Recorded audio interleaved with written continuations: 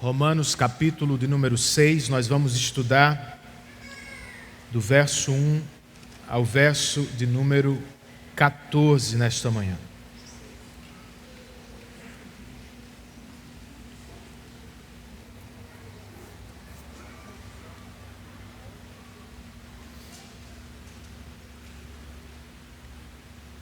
É possível mudar de verdade? Será que podemos abandonar vícios, quebrar padrões pecaminosos, crescer realmente em santidade diante de Deus?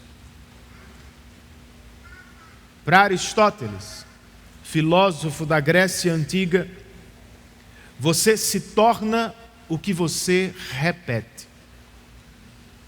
E para Jordan Peterson, um psicólogo aclamado dos nossos dias, você muda ao seguir regras simples que levam a uma vida nobre. Funciona mesmo? Se sim, as mudanças são profundas, duradouras, que devemos aspirar, gente, por uma vida transformada e santa diante de Deus, ninguém aqui discute. A grande questão é como fazê-lo.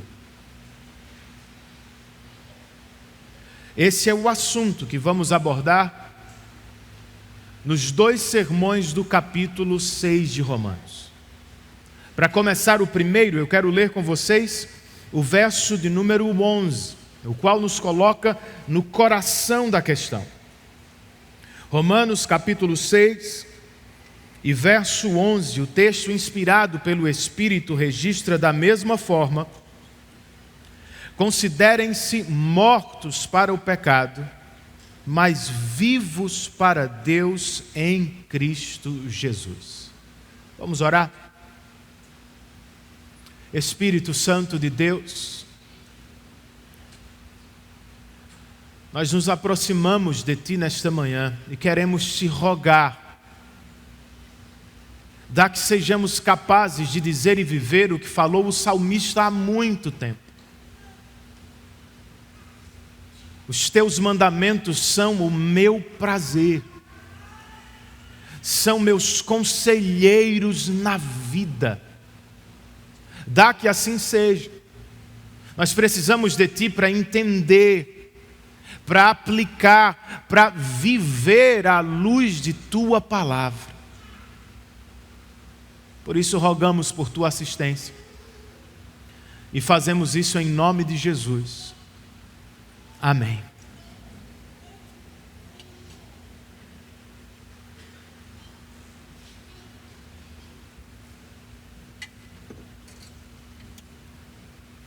Entre o verso 18 do capítulo 1 e o 20 do capítulo 3, o apóstolo Paulo nos pintou um quadro desolador da humanidade. Porém, entre o 21 do capítulo 3 e o 21 do capítulo 5, ele nos colocou diante de um quadro idílico do povo de Deus. Os crentes não são mais condenados. Em Cristo eles foram declarados justos. Não são tratados por Deus como quebradores da aliança em Adão. São tratados por Deus como cumpridores da aliança em Cristo. E sim, o pecado pode ter abundado em suas histórias no passado. Mas a verdade é que se estão em Cristo, é a graça que agora reina em suas vidas. É um quadro e tanto, irmãos. Mas será que ele é equilibrado? Paulo nada falou de santificação. Ele parece ter pulado da justificação em Cristo direto para a glorificação no céu. Como é que fica a vida cristã na terra? Para aqueles que acusavam o apóstolo de antinomianismo, ou seja, de ser contra a lei de Deus como regra de vida, e de ser a favor do abuso da graça de Deus, suas respostas começam a surgir aqui. De acordo com ele, a graça de Deus não somente perdoa pecadores e salva da condenação do pecado. A graça de Deus também quebra o poder do pecado e nos liberta de sua tirania.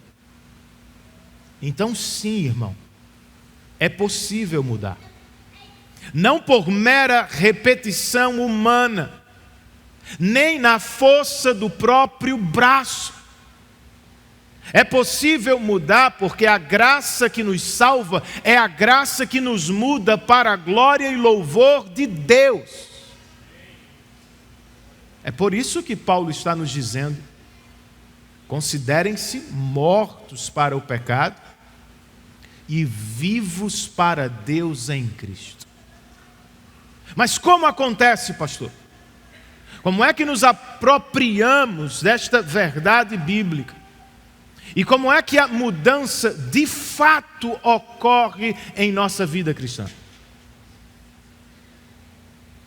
Algumas respostas nos são oferecidas nessa passagem, irmãos. A primeira delas sendo: assumam a nova vida que vocês já receberam em Cristo. Verso 1, o apóstolo escreve: que diremos então? Continuaremos pecando para que a graça aumente? É um verso de transição, gente. O apóstolo começa o capítulo 6, onde ele terminou no capítulo 5, na graça que reina. Se a graça superabundou onde o pecado abundou, e se a graça reina onde um dia o pecado reinou, será então que devemos viver pecando, para que a graça de Deus aumente ainda mais?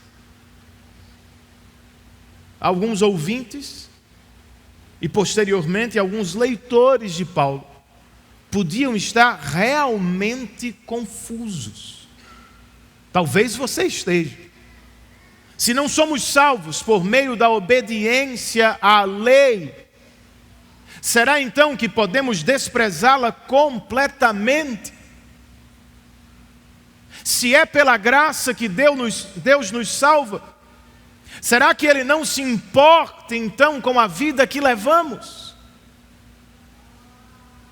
A resposta do apóstolo aparece nos versos 2 e 3,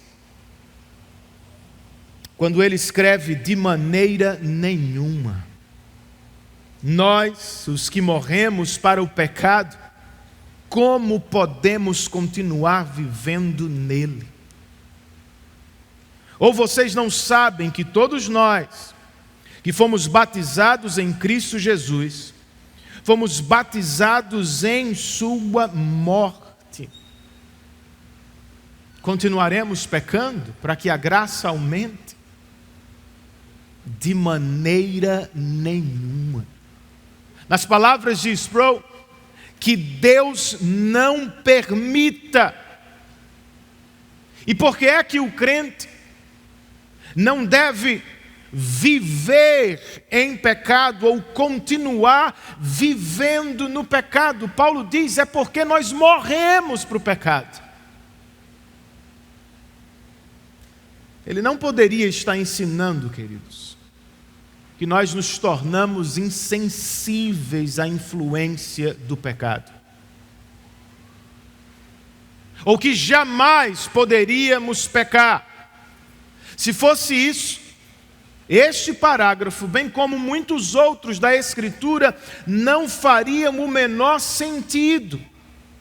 O que Paulo de fato está ensinando é que nós morremos não para a influência do pecado, mas para a culpa dele.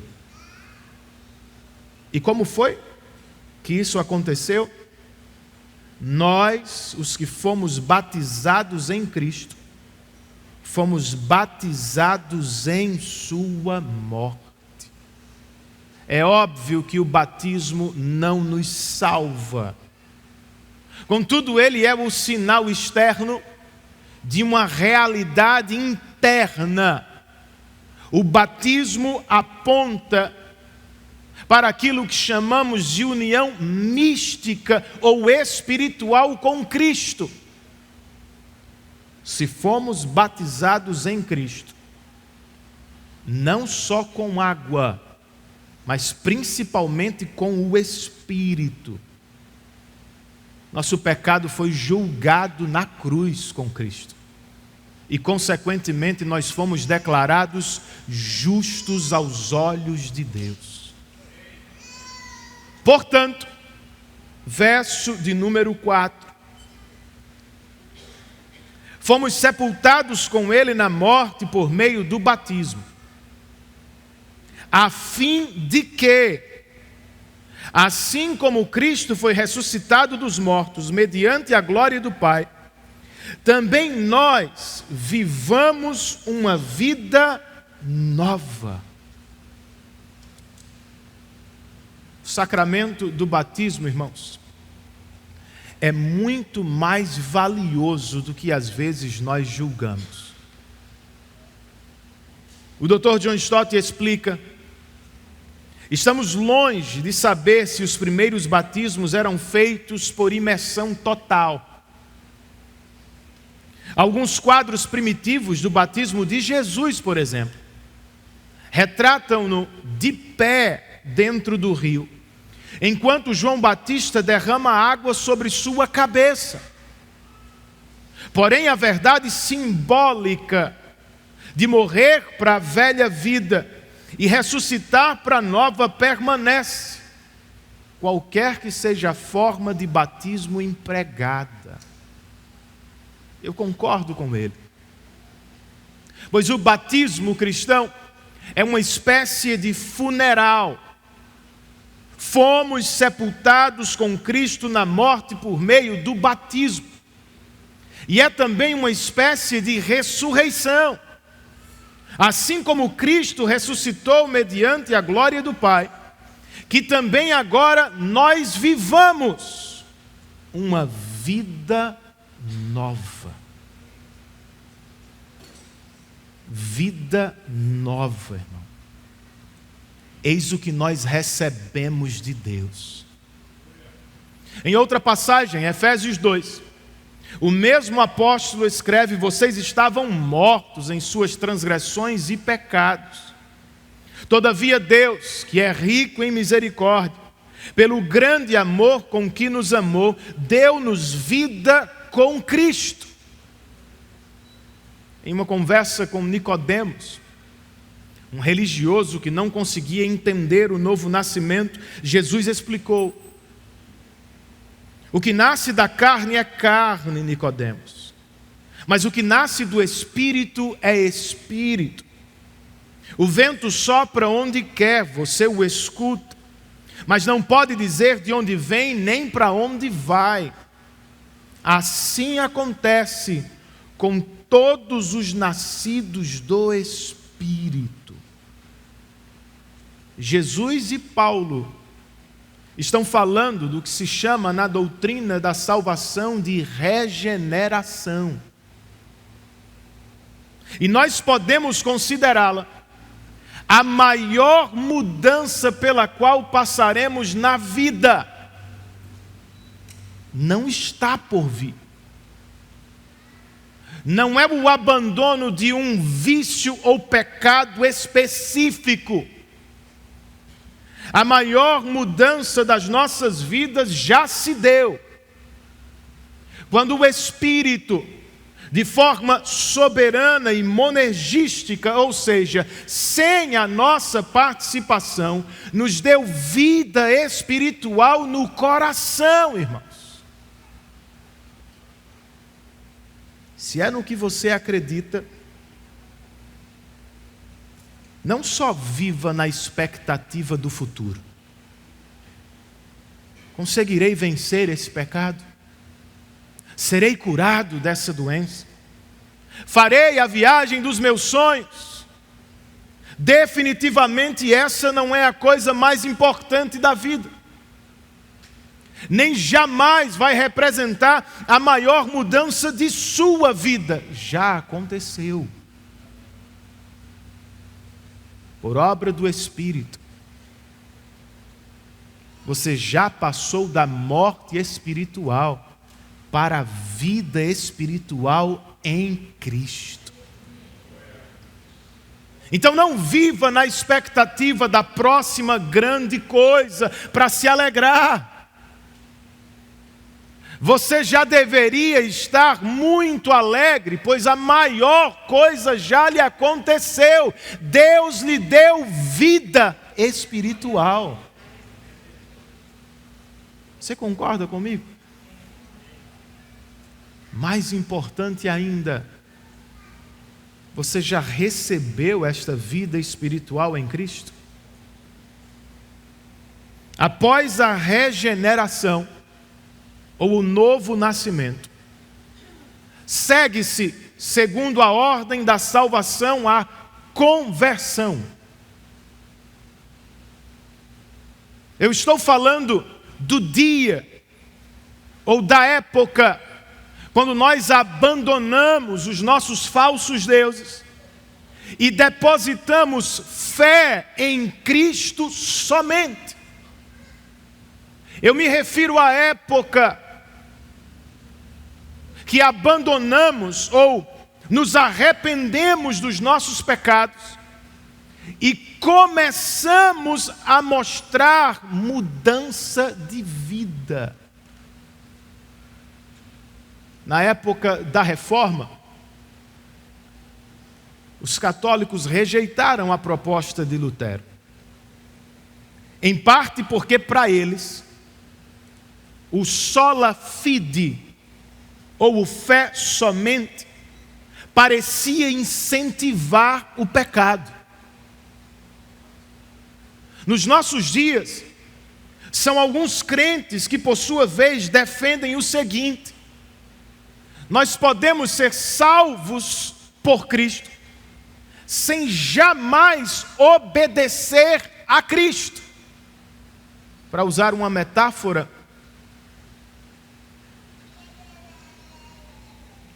eles insistem que você pode ter Jesus em sua vida, sem ter Jesus no trono de sua vida. No entanto, Lutero nunca negou as obras, irmãos. Nem nós deveríamos, obviamente, negar a graça. A fórmula católica é fé mais obras igual a justificação. A fórmula bíblica, porém, é justificação mais obras igual a verdadeira fé. Se os católicos dizem que sem obras você não pode ter justificação, nós dizemos que se temos justificação, necessariamente teremos obras. Pois a fé verdadeira é vista do lado de fora pela nova vida que nós adotamos. Essa é a resposta que também damos aos crentes que não querem o senhorio de Cristo. Não se pode receber a Cristo sem se dobrar diante dele. Você não pode tê-lo no seu coração sem que ele esteja sentado no trono da sua vida. Posto isso, entenda, nós não estamos dizendo que a conversão nos muda imediata e totalmente. O que nós estamos dizendo é que a conversão inicia o processo de mudança. E isso é bem importante, uma vez que há uma visão popular entre os crentes também, que pode nos encher de desilusão e de auto-engano. Para alguns, morrer para o pecado significa ser imune ao poder e à influência do pecado. Se é o que aprendeu, que uma vez salvo você não peca mais, o que você faz quando de verdade peca?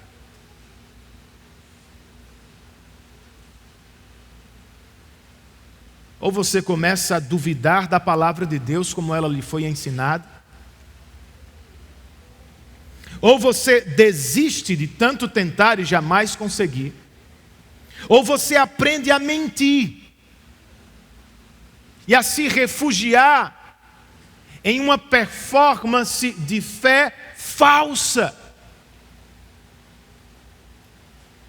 Talvez você já tenha vivido assim. Eu já. E não foi nada saudável. Porque ao perceber que eu não conseguia deixar de pecar, ou que eu não conseguia operar mudança de verdade, eu acabava abandonando a fé no coração. Ainda estava com os santos, ainda participava do culto, mas dentro de mim eu não cria.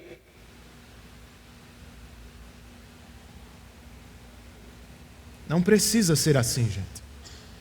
Por que não?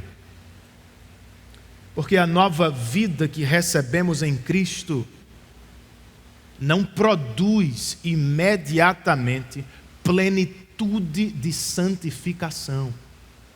A nova vida que recebemos em Cristo dá início ao processo que vai se desenvolver por toda a nossa história. Então você não precisa procurar por ausência total de pecado. Você precisa procurar e achar em sua vida a mudança que o próprio Deus operou e o que se manifesta em cada pequeno avanço de fé e arrependimento. Se você os percebe, você recebeu vida nova em Cristo Jesus. E é por isso que devemos nos considerar mortos para o pecado e vivos para Deus. Pastor, mas como acontece? Para além de assumir a nova vida que recebeu, o apóstolo Paulo também nos diz, lembrem-se da união mística com Cristo. Verso de número 5.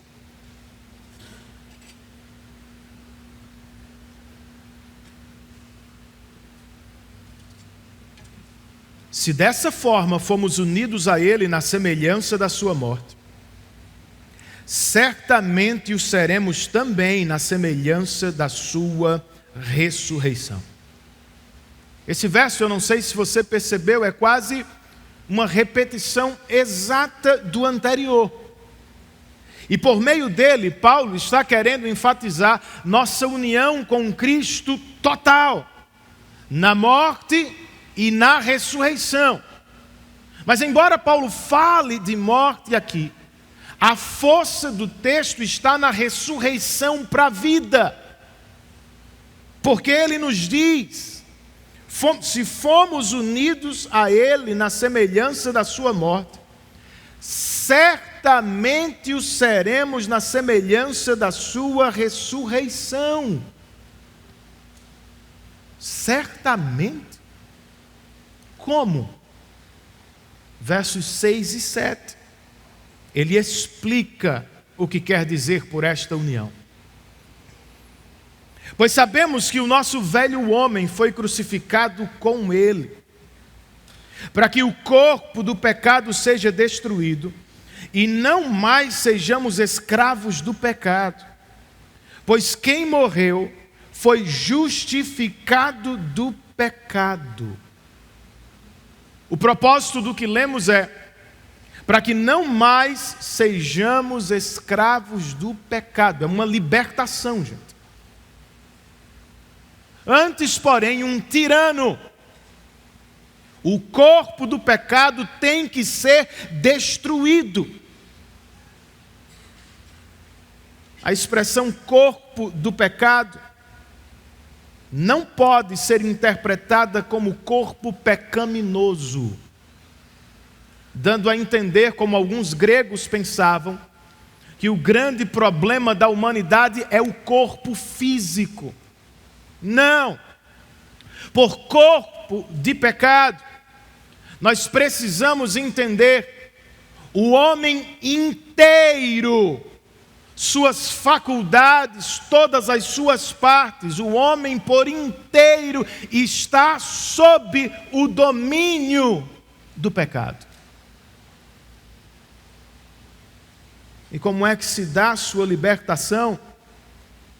Nas palavras de Paulo, nosso velho homem foi crucificado com Cristo. Não se está falando de algo que nós fazemos, ou de algo que fazemos no presente. Se está falando de algo que foi realizado por nós.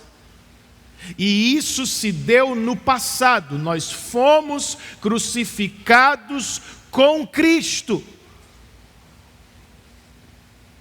É por isso que Paulo escreve: quem morreu com Cristo foi justificado do pecado. O único jeito de ser justificado do pecado é se alguém pagar o preço pelo pecado. E foi exatamente o que aconteceu na cruz do Calvário. Jesus assumiu as nossas dívidas e pagou pela penalidade do pecado. Por causa dele, então. E porque estávamos unidos a ele, nós fomos declarados sem culpa aos olhos de Deus. No entanto, não só morremos com Cristo, a união estaria incompleta. Os versos 8, 9 e 10 nos contam: ora, se morremos com Cristo, cremos que também com Ele viveremos. Pois sabemos que, tendo sido ressuscitado dos mortos, Cristo não pode morrer outra vez. A morte não tem mais domínio sobre Ele. Porque morrendo, Ele morreu para o pecado uma vez por todas. Mas vivendo, vive para Deus. Porque estamos unidos a Cristo, não só morremos com Ele, nós também viveremos com Ele. Qual é a garantia que viveremos com Ele e que venceremos o pecado? É Cristo, irmãos. Cristo não foi ressuscitado no sentido clínico. Do tipo, Ele não foi trazido de volta à vida. Ele ressurgiu dos mortos por poder de Deus, para assumir um novo tipo de vida, liberto da tirania do pecado, a qual enfrentou não porque tinha pecado, mas porque nós tínhamos pecados. Cristo ultrapassou para sempre os limites da jurisdição do pecado. Foi por isso que ele disse a João no Apocalipse: eu sou aquele que vive. Sim, eu estive morto, mas agora estou vivo para todo sempre. Nós ainda temos que aguardar a ressurreição corpórea e futura, para experimentar na plenitude tudo o que Jesus já vive hoje. Contudo, o que Paulo está nos ensinando aqui é: porque estamos unidos a Cristo, o poder de sua ressurreição já está em ação no nosso meio. Nosso velho homem foi crucificado com Cristo. E eis que agora, em um sentido espiritual e muito real, nós já experimentamos a ressurreição antecipada na terra. Será? É o que você experimenta todos os dias? Eu sei que não. Por quê? Nas palavras de Sproul, o velho homem foi crucificado, mas ele continua chutando e gritando. Nas de Lutero, eu pensei que o velho homem tinha morrido nas águas do batismo, mas descobri que o infeliz sabia nadar. Vocês compreendem? Nós não somos mais escravos do pecado.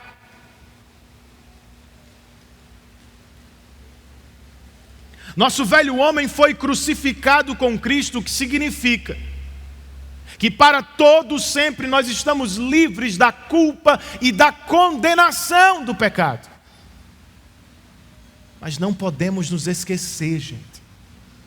Somos pecadores perdoados, mas ainda somos pecadores. Não estamos livres totalmente da natureza de Adão. Nós teremos que carregá-la até o último dia de vida, como se fosse um cadáver, amarrado aos nossos pés.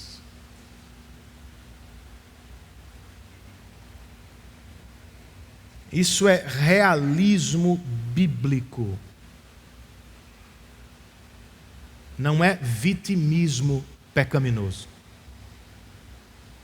E por que eu digo isso? Nós não podemos nos render à mentalidade da sofrência contemporânea. Não são só as músicas mais populares que cantam, para nossa tristeza, morte, traição e destruição. São centenas de pessoas e grupos que só se apresentam como se fossem os mais sofredores e oprimidos do mundo.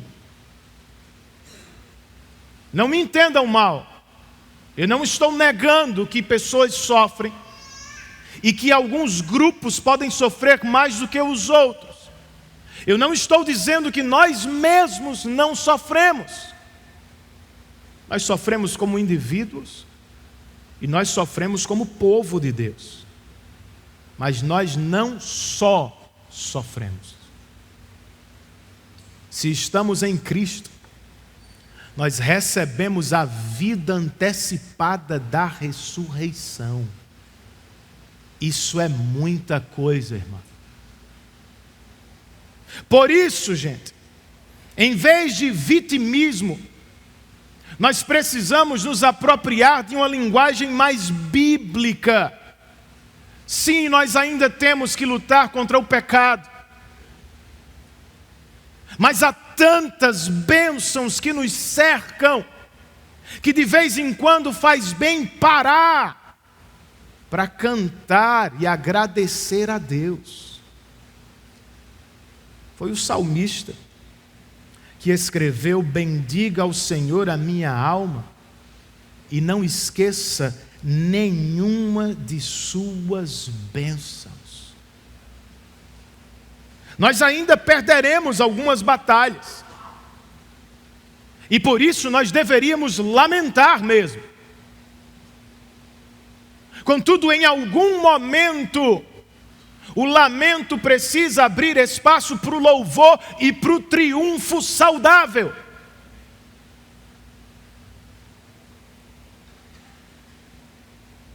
muitas vezes me oprimiram desde a minha juventude. Salmo 129. Mas eles jamais conseguiram me vencer. Passaram o arado em minhas costas e fizeram longos sulcos. O Senhor, porém, é justo e Ele me libertou de todas as algemas. Nós não só sofremos, nós celebramos antecipadamente a vida da ressurreição que Cristo nos deu. Além da linguagem, nós também precisamos nos apropriar de uma vida que reflete o que cremos, queridos.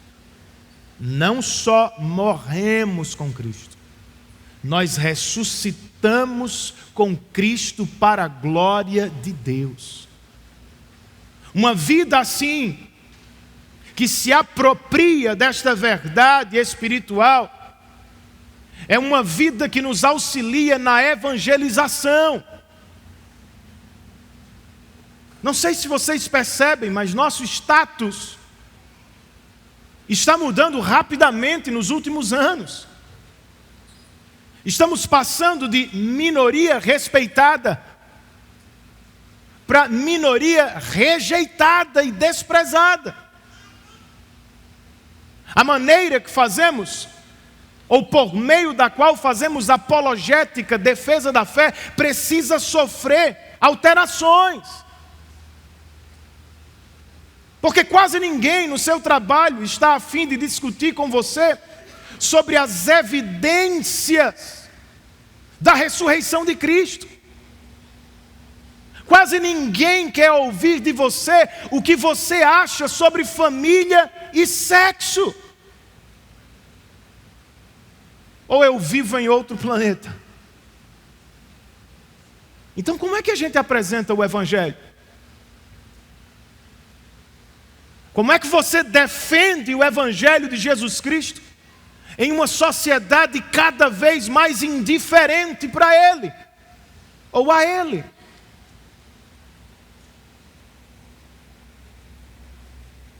Alguns cristãos, diante do desprezo crescente da sociedade, têm voltado ao monasticismo da Idade Média, gente. Talvez você não saiba disso, mas os monastérios foram criados como um escape do mundo. Curiosamente, há muitos cristãos que estão adotando esta mesma mentalidade. Eles formam ilhas na sociedade com o objetivo de preservar a fé e proteger suas famílias. Faz sentido? Faz. E tem meu respeito. Entretanto, sinceramente, não me parece muito o que a Bíblia nos ensina. Olha o que Paulo disse a Tito sobre os escravos / empregados. Ensine aos escravos a se submeterem a seus senhores, a procurarem agradá-los, a não serem respondões e a não roubá-los, mas a mostrarem que são inteiramente dignos de confiança. Isso é cristianismo na esfera pública. Para quê? Para que assim tornem atraente em tudo o ensino do Salvador. A Timóteo, e falando sobre as mulheres crentes, Paulo disse: quero que elas se vistam modestamente, com decência e discrição, não se adornando com tranças e ouro, nem com pérolas ou roupas caras, mas com boas obras, como convém a mulheres que declaram adorar a Deus. E o próprio Jesus no Sermão da Montanha, nos disse: vocês são a luz do mundo. Não se pode esconder uma cidade construída sobre um monte, gente. E também ninguém acende uma candeia e a coloca debaixo de uma vasilha. Ao contrário, coloca no lugar apropriado e assim ilumina todos os que estão na casa. Assim brilha a luz de vocês, não no culto público. Brilha a luz de vocês diante dos homens, para que vejam as suas boas obras e glorifiquem ao Pai de vocês que está nos céus. Percebem o que Deus espera de nós no mundo? Não é isolamento ou distância.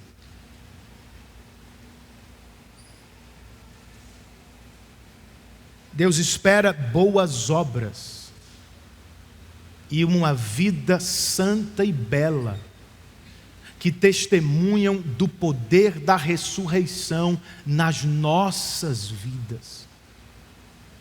O cristianismo não só tem uma mensagem para o futuro, como muitas pessoas pensam. O cristianismo bíblico tem uma mensagem para o presente.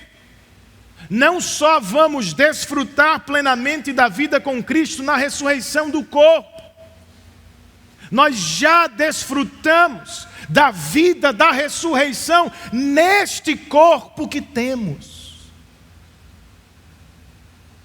Precisamos lembrar disso. Amanhã, quando voltarmos para o hospital, para a escola, para a repartição, para o escritório, para a vida pública que Deus nos deu, nós somos a luz do mundo, irmãos.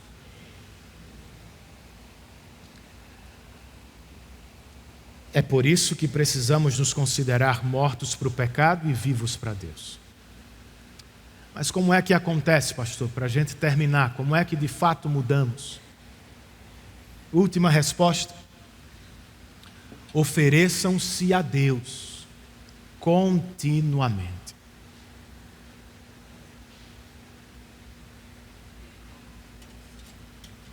Da mesma forma, verso 11: considerem-se mortos para o pecado, mas vivos para Deus em Cristo Jesus.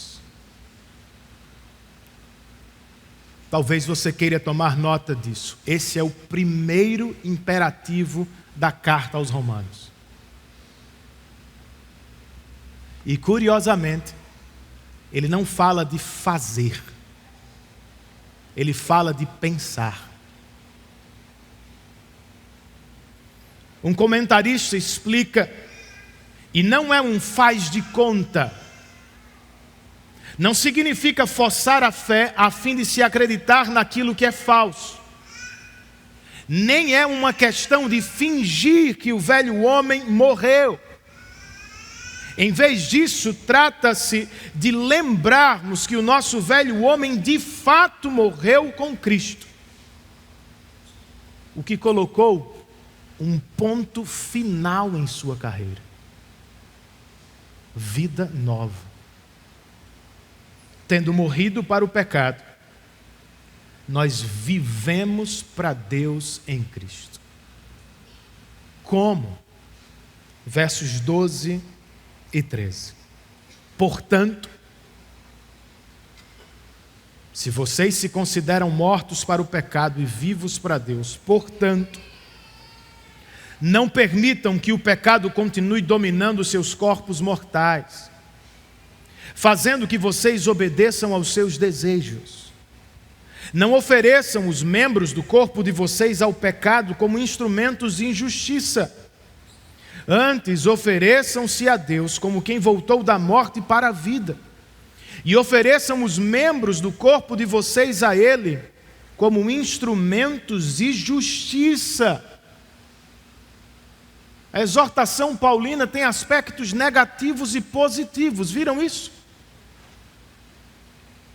Não permitam que o pecado continue os dominando. E não ofereçam os membros do corpo de vocês como instrumentos de injustiça. Antes, positivamente, ofereçam-se a Deus como quem voltou da morte para a vida. E ofereçam os membros do corpo de vocês a Deus, agora como instrumentos de justiça. Uma vez que estamos livres da tirania do pecado, gente, nós precisamos lutar em nome e para a glória de Deus a quem servimos por meio de Cristo Jesus. E se antes usávamos mente e corpo como instrumentos para servir o pecado, agora nós os usamos para glorificar a Deus que nos libertou do domínio do pecado, a Deus que em Cristo nos deu nova vida. São exortações diferentes em natureza, negativa e positiva, e também são diferentes no que diz respeito ao tempo verbal que Paulo empregou aqui. A exortação negativa está no presente, o que significa no grego uma ação contínua. A exortação positiva, porém, foi escrita no tempo aoristo, o que significa que estamos falando de uma ação acabada no passado. Então a ideia é, se por um lado nós temos de lutar continuamente para não dar espaço ao pecado, por outro nós temos de lutar lembrando que já voltamos definitivamente da morte para a vida.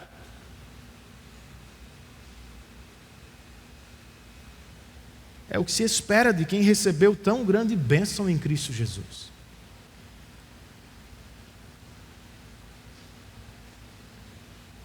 Mas por ser um pastor sensível,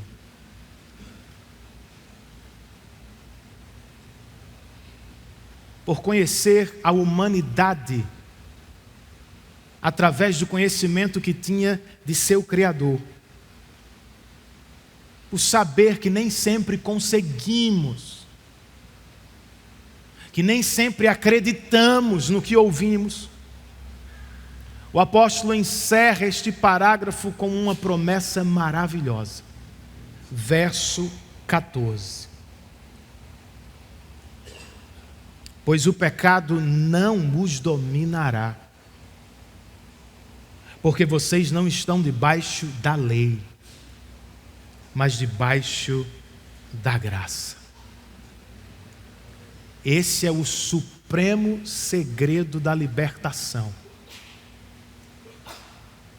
Paulo não está falando aqui de licença para pecar, irmãos, ou de abandonar a lei de Deus como regra de vida, não. Paulo se refere a não tratar a lei de Deus como meio de salvação. Estar debaixo da lei é aceitar a obrigação de guardá-la plenamente para nossa salvação. E é incorrer em maldição uma vez que ninguém dá conta. Viver debaixo da graça, ao contrário, é reconhecer e viver na dependência de Deus. Por graça Ele nos salvou. Por graça Ele nos guardará até o último dia. Que notícia maravilhosa. Por causa da graça, então, do que Deus fez no passado, do que Deus fará no presente, ou no futuro, melhor dizendo, por causa da graça, é que no presente nós podemos lutar contra o avanço do pecado em nossos corações, lutar para crescer em santidade diante de Deus. É por causa dela.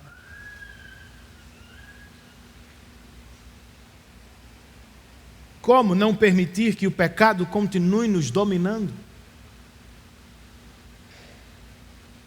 Como nos oferecemos a Deus como oferta de louvor e adoração? Primeiro, à luz desses últimos versos, pense bem. Dessa forma, considerem-se mortos para o pecado, mas vivos para Deus. Pode um homem casado viver como se ele fosse solteiro? Eu acho que pode. Mas é só olhar para a aliança que ele vai se lembrar de sua nova vida. Pode um crente genuinamente salvo em Cristo Jesus continuar vivendo em pecado? Eu acho que pode, irmãos. Pontualmente, momentaneamente, é o que todos nós experimentamos. Mas é só pensar no batismo que você se lembra da nova vida que recebeu. Diferentemente do que alguns cristãos entendem, pensar é uma das maiores armas que Deus nos deu na luta contra o pecado, na luta por santidade. De acordo com esse texto, nós precisamos saber que fomos batizados. Verso 3. Nós precisamos saber que o velho homem foi crucificado. Verso 6. Nós precisamos considerar nossa nova vida. Fomos crucificados e agora vivemos para Deus. Verso 11.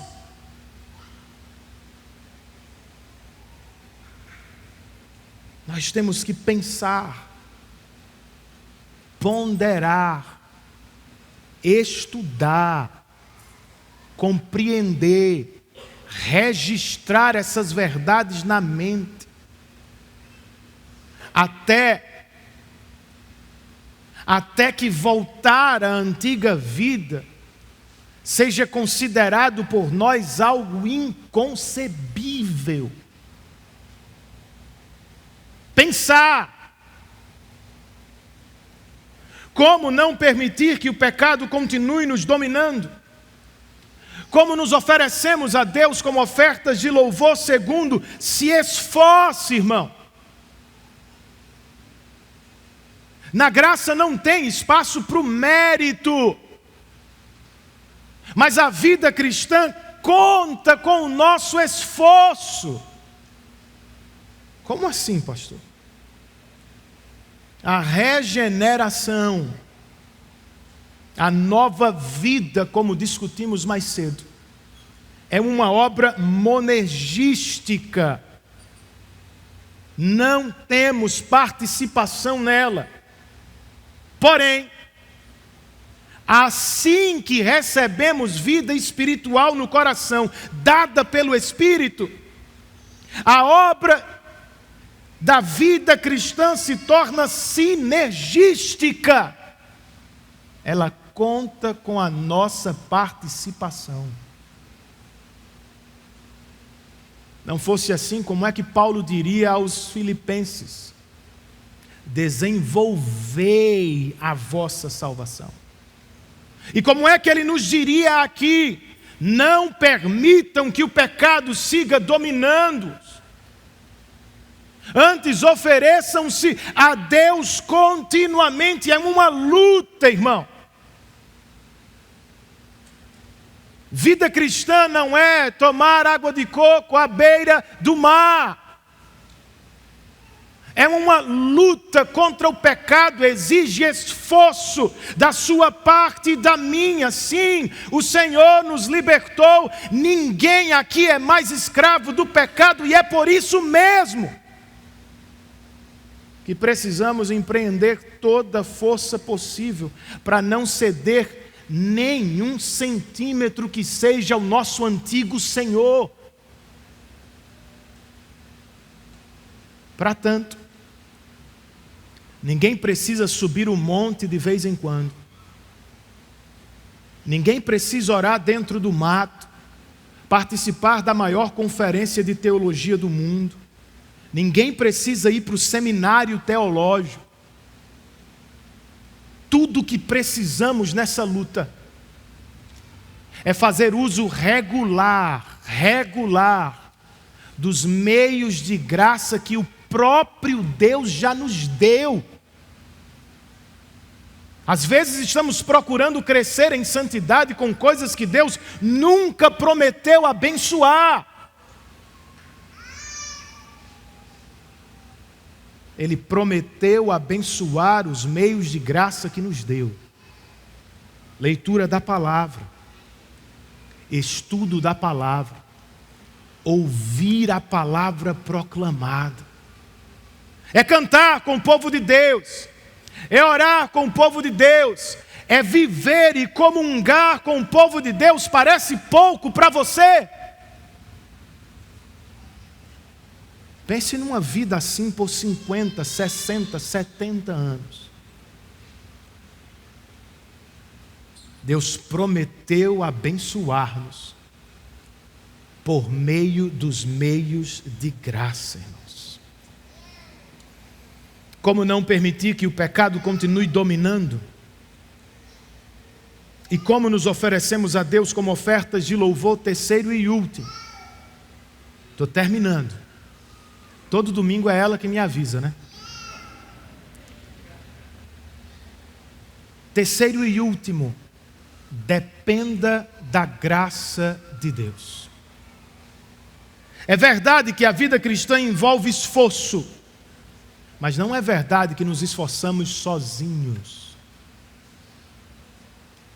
Sinergismo significa que participamos. Não que trabalhamos ou vivemos a vida cristã por conta própria, irmãos. Por isso temos a promessa: o pecado não os dominará. Por quê? Porque vocês não estão debaixo da lei, vocês estão debaixo da graça. Os nossos melhores dias, quando o pecado parece vencido por completo, nós precisamos lembrar, isso é obra da graça. Sozinho nós não damos conta. Nos nossos piores dias, nós precisamos lembrar a mesma coisa. O pecado não nos dominará. Eu posso ter perdido uma batalha, mas por graça a guerra foi vencida na cruz. E por graça eu sei, Deus vai me reerguer outra vez. É como vivemos, irmãos. Não é na nossa força que começamos a vida cristã. Tampouco será nela que vamos terminar. Nós começamos e terminamos pela graça inesgotável de Deus.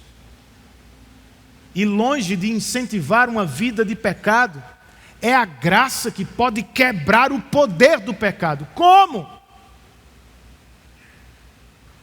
Pense um pouco na graça. Se eu estava sob o domínio do pecado, e se por pura graça Deus me libertou, entregando o seu Filho para morrer por mim na cruz, como não vou me oferecer a Ele como uma oferta de louvor?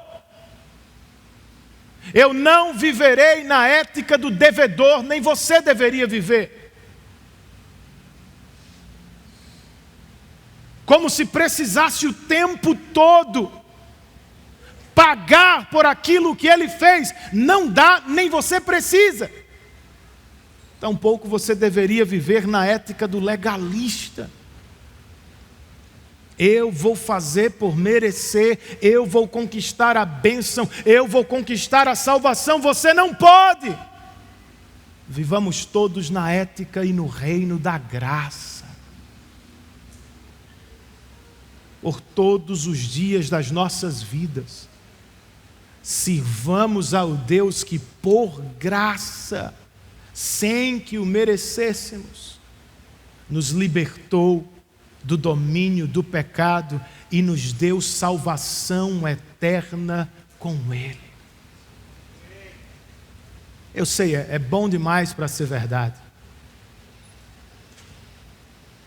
E em parte foi por isso que Paulo foi acusado de antinomianismo. E se pregamos o mesmo evangelho, nós ouviremos as mesmas acusações. Mas não tem problema, gente. Em algum momento ficará claro, é o evangelho da graça e não das obras, que realmente pode nos mudar e pode produzir frutos de santidade. É possível mudar de verdade? É. Não só porque você repete e segue algumas regras. Nunca será duradouro se você lutar por mudança só na força do próprio braço. É possível mudar, porque a graça que nos salva é a graça que nos transforma para a glória e louvor de Deus. Se tentar mudar sem o evangelho da graça, ou você vai se quebrar e desistir, ou você vai se conformar e fingir. É meio como que tentar dobrar um pedaço de metal sem aquecê-lo ao fogo antes. O metal ou vai se partir, ou vai voltar à forma original. Com fogo, a coisa muda. Com o evangelho da graça, a nossa vida inteira muda. Se quer abandonar vícios, se quer quebrar padrões pecaminosos na vida, se você realmente quer levar uma vida santa que glorifica a Deus, dependa, ande, conte com a graça de Deus. Ela lhe é ofertada hoje. Você pode recebê-la pela primeira vez e você deve recebê-la pela 1000ª vez. Porque onde a graça, onde o pecado abundou, superabundou a graça. Onde a graça reina, a graça muda. E se Deus por graça salva, por graça também Ele nos transformará para o louvor e glória de seu próprio nome.